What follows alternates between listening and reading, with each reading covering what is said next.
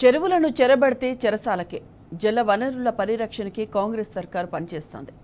ఆక్రమణదారుల్లో ఎంత గొప్ప మహామహులున్నా విడిచిపెట్టరు. చెరువుల ఆక్రమణల విషయంలో ఐరన్ హ్యాండ్తో అణిచివేస్తామంటూ ముఖ్యమంత్రి రేవంత్ రెడ్డి చేసిన వ్యాఖ్యలు నీటి మూటలే అవుతున్నాయి.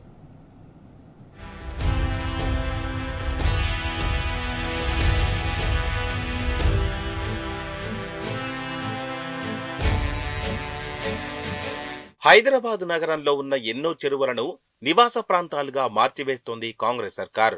చెరువుల పరిరక్షణ విషయంలో ప్రభుత్వం రెండు నాలుకల ధోరణితో వ్యవహరిస్తుంది అనడానికి హెచ్ఎండిఏ పరిధిలోని చెరువుల భూములను రెసిడెన్షియల్ జోన్లుగా మారుస్తామంటూ నోటిఫికేషన్లు జారీ చేయడమే నిదర్శనం. ఒకవైపు చెరువుల పరిరక్షణ పేరిట హైడ్రా బుల్డోజర్లను పేదల ఇండ్లపైకి తీసుకెళ్లిన ప్రభుత్వం, మరోవైపు బఫర్ జోన్లలో ఉన్న భూములను నేరుగా రెసిడెన్షియల్ జోన్లుగా మార్చడానికి చర్యలు చేపట్టడం వివాదాస్పదమవుతోంది. చెరువులను పరిరక్షిస్తున్నామని చెప్పుకునే హెచ్ఎండిఏనే జలవనరులను జనావాసాలుగా మార్చివేస్తోంది.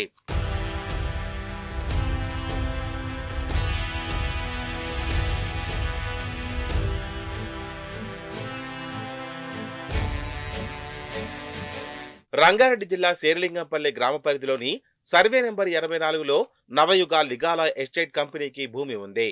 ఇందులో 5234 మీటర్ల భూమి నిషేధిత జాబితాలో ఉన్నట్లు స్టాంప్స్ అండ్ రిజిస్ట్రేషన్ శాఖ పేర్కొంది. ఇదే సర్వే నెంబర్లో కొంత భాగం గోపి చెరువు బఫర్ జోన్లలో ఉందంటూ హెచ్ఎండిఏ లేక్ ఐడి 3714 పేరిట ప్రాథమిక నోటిఫికేషన్ను జారీ చేసింది.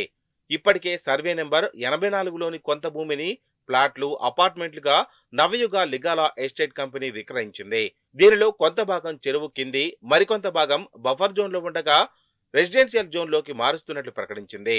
దీనికి సంబంధించి ఈ ఏడాది జనవరి 10న నోటిఫికేషన్ వెలువడింది. దీనిపై తుది ఉత్తర్వులు జారీ చేసేందుకు ప్రభుత్వానికి హెచ్ఎండిఏ నివేదికను కూడా అందజేసింది. రేపో మాపో జారీ చేసే అవకాశం ఉన్నట్లు సమాచారం. హెచ్ఎండిఏ చట్టంలో ఉన్న సెక్షన్ను బూచిగా చూపి చెరువులు, బఫర్, ఎఫ్టీఎల్ భూములను రెసిడెన్షియల్ ప్రాంతాలుగా మార్చివేస్తున్నారు.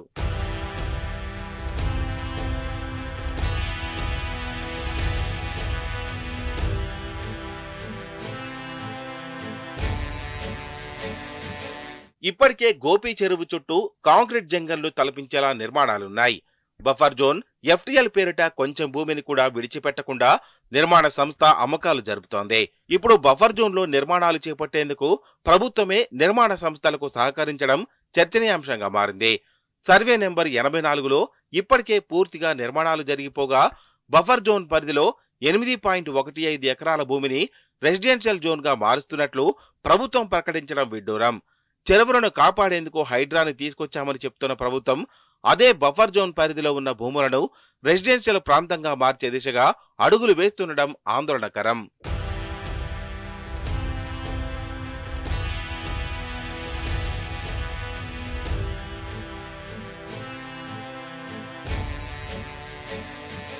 హెచ్ఎండిఏ డైలీ సీరియల్ తరహాలో సాగుతున్న చెరువుల హద్దుల నిర్ధారణ ప్రక్రియపై ఇప్పటికే హైకోర్టు తీవ్రంగా స్పందించింది.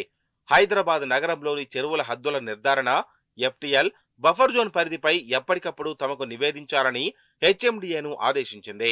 హెచ్ఎండిఏ ఒకవైపు హైకోర్టుకు నివేదికలు అందజేస్తూనే మరోవైపు చెరువు భూములను రెసిడెన్షియల్ ప్రాంతాలుగా మార్చివేస్తోంది. నగర శివార్లలో ఉన్న చెరువుల్లోనూ ఆక్రమణలు జరుగుతున్నాయి. ముఖ్యంగా ఎఫ్టీఎల్ భూముల్లోనూ రియల్ ఎస్టేట్ వ్యాపారులు భారీగా నిర్మాణాలు చేపడుతూనే ఉన్నారు. ఈ క్రమంలో ఆయా చెరువుల పరివాహక ప్రాంతాల్లో వెలిసిన నిర్మాణ కార్యకలాపాలను నియంత్రించేలా చెరువుకు సుమారు 20 నుంచి 30 మీటర్ల దూరంలో ఉన్న భూములను బఫర్ జోన్గా నిర్ధారించింది.